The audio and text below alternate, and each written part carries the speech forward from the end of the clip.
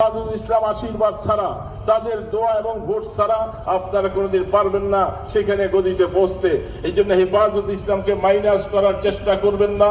আপনাদের নেতৃবর্গদেরকে আপনারা সাবধান করে দেন, মুখ খুলে যেন তারা কথা বলে, মুখকে সাবধান করে যেন কথা বলে। ইসলামের কটাক্ষ করে কোনোদিন এই দেশ থেকে কেউ পার পায় নাই, আপনারা পার পাবেন না। এই জন্য শানে রিসালাতের মজলিস থেকে আমরা অনুরোধ করব, যারা এখনো ভুলের মধ্যে আছেন তাদের ভুলকে অতি সত্বর তারা সংশোধন করেন। মুসলমানদেরকে সাথে নিয়ে আমরা চেষ্টা করব, যারাই আমরা বিভিন্নভাবে অন্যান্য ধর্মাবলম্বীদের সাথে একাত্মতা মিলিয়ে সুর মিলিয়ে বলতেছিলাম, আমাদের অনেকটা ভুল সংশোধন হওয়া দরকার। জন্মাষ্টমীতে কিছু আলেম ওলামাদেরকে দেখা গেছে জন্মাষ্টমীর মিছিলে তারা নিজেদেরকে পেশ করে সেখানে তারা জন্মাষ্টমীর স্লোগান দিচ্ছে।